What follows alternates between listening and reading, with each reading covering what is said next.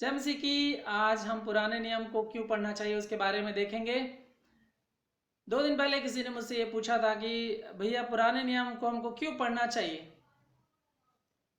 कई लोगों को मैं जानता हूँ व्यक्तिगत रूप से जो पुराना नियम नहीं पढ़ते हैं, और कई बार मैंने उनको कहा भी कि आप पुराना नियम पढ़िए, उत्पत्ति 1 अध्याय से आप शुरू कीजिए, तभी आप परमेश्वर के कार्यों को अच्छी तरह से समझ पाएंगे। लेकिन कई साल बीतने के बाद भी कई लोग अभी तक पुराने नियम को नहीं पढ़े हैं।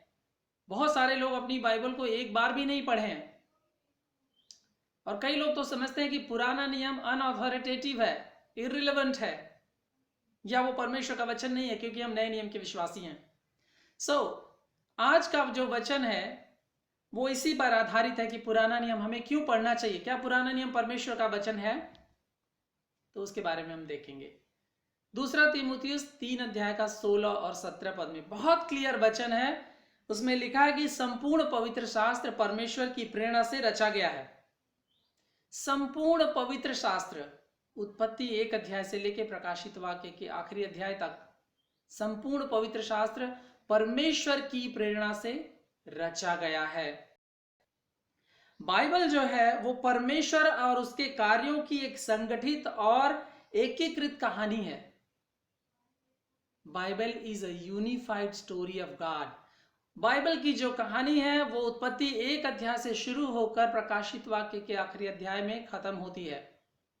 ये 2 भागों में बटी हुई अलग अलग कहानियां नहीं है, या अलग अलग घटनाएं नहीं है। परमेश्वर की एक योजना उत्पत्ति 1 अध्याय से लेके चल रही है, वो आखिर में आकर के प्रकाशित वाक्य के 22 अध्याय में खत्म होती है।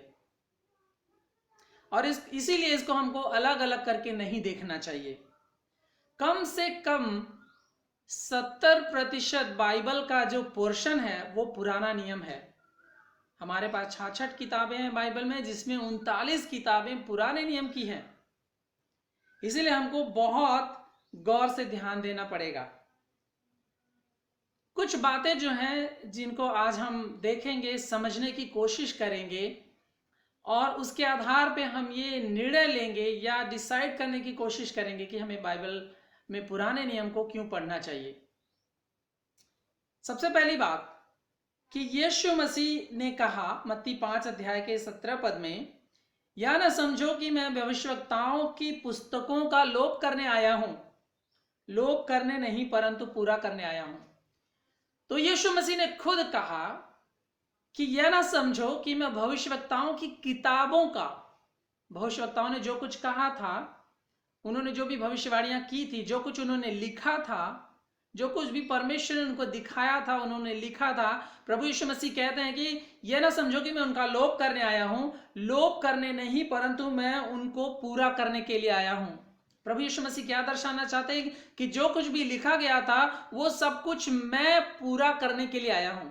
इसलिए मैंने कहा कि Bible is a unified story of God. परमेश्वर की एकीकृत एक योजनाबद्ध बाइबल परमेश्वर की कहानी है, और परमेश्वर अपनी योजना को बहुत ही योजनाबद्ध तरीके से, बहुत ही यूनिफाइड तरीके से, एक योजनाबद्ध तरीके से उसको पूरा करता है। यूहन्ना 5:39 में प्रभु यीशु मसीह कहते हैं, तुम पवित्र शास्त्र में ढूंढते हो। कौन सा पवित्र शास्त्र? प्रभु यीशु मसीह आज शास्त्रियों से, फरीसियों से बात कर रहे हैं। वो कहते हैं कि तुम पवित्र शास्त्र में तो ढूंढते हो क्योंकि समझते हो कि अनंत जीवन उसी में मिलता है। पवित्र शास्त्र, प्रभु यीशु मसीह पुराने नियम को रिफर कर रहे हैं और कह रहे हैं कि तुम पवित्र शास्त्र में ढूंढते हो, और कहते हैं कि और यह वही है जो मेरी गवाही देता है। प्रभु यीशु मसीह कहते हैं कि पुराना नियम का जो पवित्र शास्त्र है वो मेरी गवाही देता है। फिर लूका 24 अध्याय के 44 पद में प्रभु यीशु मसीह कहते हैं, जो मैंने तुम्हारे साथ रहते हुए तुमसे कही थी कि अवश्य है कि जितनी बातें मूसा की व्यवस्था में और भविष्यवक्ताओं और भजनों की पुस्तकों में मेरे विषय में लिखी हो पूरी हो। तो पूरा का पूरा पुराना नियम, पूरा का पूरा भजन संहिता, पूरा का पूरा भविष्यवक्ताओं की किताब प्रभु यीशु मसीह की ओर डायरेक्ट हमको करती है। और प्रभु यीशु मसीह कहते हैं जो कुछ भी लिखा गया था मेरे विषय में वो सब पूरी हो, और अपने चेलों को जी उठने के बाद वो इन बातों का प्रमाण देते हैं। यूहन्ना क्या कहता है? यूहन्ना 1:29 में कहता है कि देखो, यीशु मसीह जगत के प्रायश्चित का क्या है? मेमना है। यीशु मसीह जगत के पापों को उठा ले जाता है। वो परमेश्वर का मेमना जिसने हमारे पापों के लिए प्रायश्चित किया। पुराने नियम की व्यवस्था में हम जानते हैं कि किस तरह पापों का प्रायश्चित होता था। बलिदान की व्यवस्था के द्वारा लोगों को बलिदान चढ़ाना पड़ता था अपने पापों की क्षमा के लिए। और प्रभु यीशु मसीह नए नियम में हमारे लिए खुद बलिदान हो गया। तो प्रभु यीशु मसीह ने उस बलिदान की व्यवस्था को भी अपने जीवन में पूरा किया। जो मूसा की व्यवस्था में लिखा गया था, जो भविष्यवक्ताओं के द्वारा कहा गया था, जो भजनों में उनके लिए भजन संहिता में कहा गया था, वो सब यीशु मसीह ने अपने जीवन में अपनी मृत्यु के द्वारा और जी उठने के द्वारा उन्होंने पूरा किया। और दूसरी बात, पुराने नियम और नए नियम का परमेश्वर एक ही है। एक तो सारी बातें जो पुराने नियम में लिखी गई थी वो प्रभु यीशु मसीह के जीवन में पूरी होती हैं। और दूसरी बात हम पाते हैं कि जो पुराने नियम का परमेश्वर है वही नए नियम का परमेश्वर है। ये दो अलग परमेश्वर नहीं है। इसलिए आपको त्रिएक परमेश्वर के बारे में भी समझना होगा कि हमारा परमेश्वर व्यवस्था विवरण 6 अध्याय के 4 पद में कहता है कि सुनो हे इज़राइल, तुम्हारा परमेश्वर यहोवा एक ही है। हमारा परमेश्वर एक ही है, लेकिन वो त्रिएक है। 3 पर्सन्स हैं, 3 व्यक्ति, एक परमेश्वर, पिता, पुत्र और पवित्र आत्मा। और इन तीनों के कामों को हम पुराने नियम से लेकर नए नियम में बखूबी से हम देखते हैं। चाहे वो उत्पत्ति के समय में हो, चाहे वो लोगों को प्रेरणा देने में हो, और चाहे वो प्रभु यीशु मसीह की व्यक्तिगत सेवकाई में हो, चाहे वो हमारे उद्धार में ही क्यों न हो, त्रिएक परमेश्वर हमारे जीवन में कार्य करते हैं। इब्रानियों की पत्री 1 अध्याय के 1 और 2 पद में लिखा हुआ है कि पूर्व युग में परमेश्वर ने बाप दादों से थोड़ा थोड़ा करके और भांति भांति से भविष्यवक्ताओं के द्वारा बातें कर इन अंतिम दिनों में हमसे पुत्र के द्वारा बातें की, जिसे उसने सारी वस्तुओं का वारिस ठहराया और उसी के द्वारा उसने सारी सृष्टि की रचना की है। बहुत क्लियर, पुराने जमाने में, पुराने नियम के समय में परमेश्वर ने किस तरह बातें की?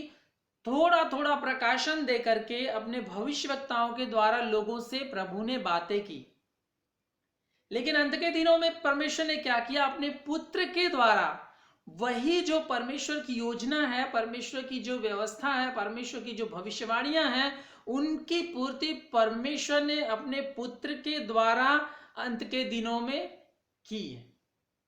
और आगे क्या कहता वचन? जिसे उसने सारी वस्तुओं का वारिस ठहराया और उसी के द्वारा सारी सृष्टि की रचना की है। प्रभु यीशु मसीह के द्वारा सारी सृष्टि की रचना हुई है। यूहन्ना 1 का 1 और 2 में हम पाते हैं कि आदि में वचन था, वचन परमेश्वर के साथ था और वचन ही परमेश्वर था, और यही आदि में परमेश्वर के साथ था। और ये वचन देहधारी हुआ और हमारे बीच में डेरा किया। ये वचन यीशु मसीह है, और यीशु मसीह उत्पत्ति में परमेश्वर के साथ थे और इस संसार की संरचना करते हुए परमेश्वर के साथ थे, यहोवा परमेश्वर के साथ थे। और वचन कहता है कि उन्हीं के द्वारा सारी सृष्टि की रचना हुई है। कुलुस्सियों 1 का 15 से 18 में हम पाते हैं कि यीशु मसीह के द्वारा उन्हीं के लिए सारी वस्तुओं की, देखी हो या अनदेखी हो, सब चीजों की सृष्टि उन्हीं के द्वारा, उन्हीं में और उनके लिए हुई है। और वो सब चीजों में प्रधान है, सब चीजों के ऊपर वो प्रभु है। सिर्फ इतना ही नहीं, यूहन्ना रचित सुसमाचार में हम पाते हैं यीशु मसीह अपने बारे में कहते हैं कि इससे पहले कि अब्राहम था, मैं हूं। वो अपने होने का पुराने नियम में, पुरानी व्यवस्था में, प्राचीन काल में, अनादिकाल में अपने होने का अस्तित्व, अपने होने की बात कहते हैं, अपने होने का प्रमाण देते हैं। पुराने नियम जानते, परमेश्वर ने जब अपना नाम बताया तो उसने कहा कि मैं हूं। मूसा को कहा मैं हूं, जाके मेरा नाम बताना कि मैं हूं। यीशु मसीह नए नियम में कहते कि मैं हूं। वो कहते हैं जीवन की रोटी मैं हूं, स्वर्ग से उतरा हुआ मन्ना मैं हूं, जगत की ज्योति मैं हूं, भेड़ों का द्वार मैं हूं, अच्छा चरवाहा मैं हूं, पुनरुत्थान और जीवन मैं हूं, मार्ग, सच्चाई और जीवन मैं हूं, और सच्ची दाखलता मैं हूं। ये सारे जो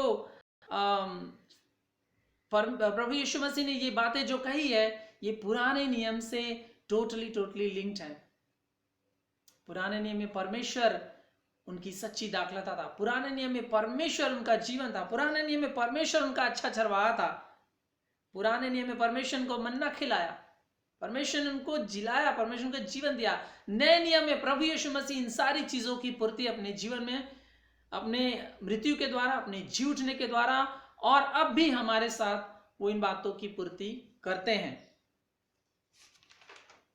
तीसरी जो बात है वो ये है कि यीशु मसीह और प्रेरित सब ने बार बार पुराने नियम को अपनी प्रचार में, अपनी बातों में और लोगों को परमेश्वर के राज्य के बारे में बताने में बार बार पुराने नियम को कोट करके उसका रेफरेंस दिया।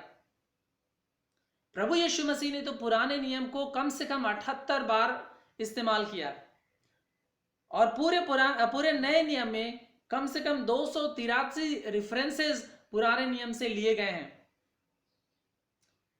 यीशु मसीह और प्रेरितों ने पुराने नियम को धर्मशास्त्र करके और पवित्र शास्त्र करके कह के पर उसको परमेश्वर के वचन के रूप में कहा कि धर्मशास्त्र यूं कहता है, पवित्र शास्त्र यूं कहता है। उन्होंने पुराने नियम को as an authoritative word of God करके लोगों के सामने प्रस्तुत किया। सो पुराना नियम ऑब्सोलीट नहीं है, पुराना नहीं है, वो जीवित परमेश्वर का वचन है, वो आज भी हमारे जीवन में कार्यरत है। और जब तक हम पुराने नियम को नहीं पढ़ेंगे, पुराने नियम को नहीं समझेंगे कि किस तरह परमेश्वर ने इंसान की रचना की और उसकी योजनाओं को किस तरह परमेश्वर ने लोगों के जीवन में एग्जीक्यूट किया, तब तक हम नए नियम को नहीं समझ पाएंगे, तब तक हम यीशु के कार्यों को नहीं समझ पाएंगे, तब तक हम कलीसिया के एक्सिस्टेंस को नहीं समझ पाएंगे, तब तक हम यीशु की प्रभुता को नहीं समझ पाएंगे। बहुत सारे ऐसे जो सिद्धांत है बाइबल में उनको हम नहीं समझ पाएंगे। इसलिए पुराना नियम हो चाहे नया नियम हो, हमें दोनों को इक्वली वैल्यू देना है, दोनों को इक्वली प्रेफरेंस देना है। सारा जो धर्मशास्त्र है वो परमेश्वर की प्रेरणा से रचा गया है। पुराना नियम जो था प्रभु यीशु मसीह के समय में, वही उनका बाइबल था, उसी को लोग पढ़ते थे, वही उनका परमेश्वर का वचन था, उसी के द्वारा वो चिताए जाते थे, उसी की व्यवस्था का लोग पालन करते थे। तो जब प्रभु यीशु मसीह ने उसको परमेश्वर का वचन कहा और परमेश्वर के वचन के रूप में उसको लोगों के सामने प्रस्तुत किया और उसी के द्वारा प्रभु यीशु मसीह ने फरीसियों और सदूकियों की बातों का खंडन किया। देखिए किस तरह प्रभु यीशु मसीह ने 10 आज्ञाओं और बहुत सारी मोरल जो कमांडमेंट्स थी पुराने नियम की, उसके द्वारा प्रभु यीशु मसीह ने अपने पहाड़ी उपदेश में उनको इस्तेमाल करके लोगों को चिताया और परमेश्वर के पीछे किस तरह चलना है उसके बारे में उन्होंने बताया। और भी बाइबल में बहुत सारे सिद्धांत हैं जिसके द्वारा हम ये प्रूव कर सकते हैं और ये बता सकते हैं कि हमें पुराना नियम पढ़ना बहुत ही आवश्यक है, पुराना नियम जानना हमें बहुत ही आवश्यक है। वो क्या है? बहुत सारे बाइबल में बहुत सारी टाइपोलॉजीज हैं। टाइपोलॉजी को प्ररूप कहते हैं, प्रतिबिंब कहते हैं। जैसे आदम प्रभु यीशु मसीह का प्रतिरूप है, पहला आदम, यीशु मसीह आखिरी आदम। मलकीजेदेक एक याजक था, वो एक प्रभु यीशु मसीह का प्रतिरूप है। नोआ है, आइजक है, इसहाक के बलिदान के बारे में हम जानते हैं और प्रभु यीशु मसीह के बलिदान के बारे में हम जानते हैं। यूसुफ है, मूसा है, मूसा एक भविष्यवक्ता, प्रभु यीशु मसीह मूसा से भी बड़ा भविष्यवक्ता। आरून याजक, प्रभु यीशु मसीह आरून से भी बड़ा महायाजक। दाऊद का राज्य, प्रभु यीशु मसीह का राज्य। योना नबी जैसे मछली के पेट में 3 दिन रहा, 3 दिन और 3 रात, वैसे ही प्रभु यीशु मसीह कब्र में 3 दिन और 3 रात रहे। और भी बहुत सारी टाइपोलॉजीज है जिसके द्वारा हम ये सिद्ध कर सकते हैं कि पुराना नियम और नया नियम दो अलग अलग बातें नहीं है, दो अलग अलग पुस्तकें नहीं है। ये परमेश्वर का एक ही वचन है, परमेश्वर की एक यूनिफाइड स्टोरी है जिसको परमेश्वर उत्पत्ति से लेकर प्रकाशित वाक्य तक रन करता है। यदि आप प्रभु यीशु मसीह की जीनियोलॉजी पढ़ें, उनकी वंशावली पढ़े लूका की पुस्तक में, तो लूका उस जीनियोलॉजी को, उस वंशावली को आदम से शुरू करता है, आदम से प्रभु यीशु मसीह तक लेकर के आता है। तो हम इसको अलग कैसे कर सकते हैं, हम इसको भिन्न कैसे कर सकते हैं? तो कैसे कोई कह सकता है कि पुराना नियम परमेश्वर का वचन नहीं है, या पुराना नियम अथॉरिटेटिव नहीं है, या पुराना नियम पूरी तरह से फुलफिल हो चुका है और हमें अब उसको मानने की आवश्यकता नहीं है। ऑफ कोर्स हमें व्यवस्था को मानने की आवश्यकता नहीं, क्योंकि व्यवस्था प्रभु यीशु मसीह ने पूरी कर दी है और अब हम व्यवस्था के अधीन नहीं हैं।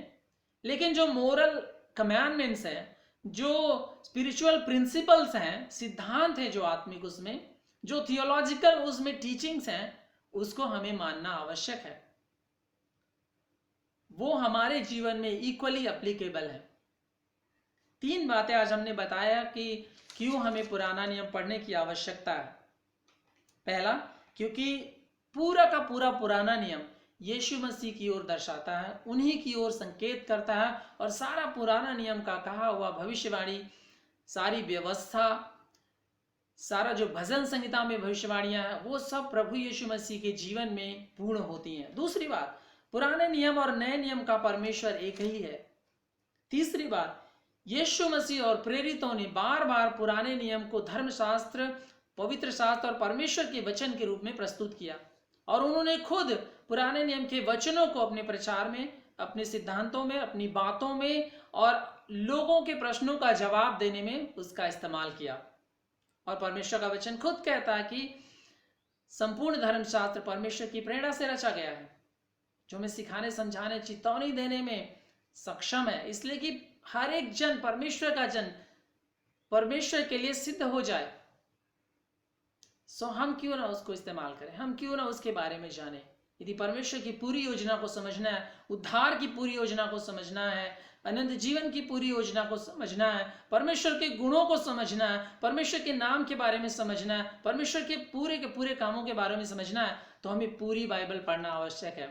और पूरी की पूरी बाइबल परमेश्वर का वचन है, अथॉरिटेटिव है, सिद्धांतिक है, एकीकृत है। इसलिए हमें अपने आप को परमेश्वर के वचन के प्रति जागरूक होना है, नम्र भी होना है, समर्पण करना है, और इसका किसी भी तरह से इसका निरादर हमें नहीं करना है। सो परमेश्वर आप लोगों को आशीष दे। यदि कोई आपसे प्रश्न पूछे तो इनके द्वारा आप जवाब दीजिए। और भी बहुत सारे सिद्धांत हैं, थीम्स हैं और टाइपोलॉजीज है, जिसके द्वारा हम प्रूव कर सकते हैं कि पुराना नियम परमेश्वर का वचन है। कुछ बातें जो रह गई उनको हम अगले वीडियो में देखेंगे और समझने की कोशिश करेंगे। जय मसीह की।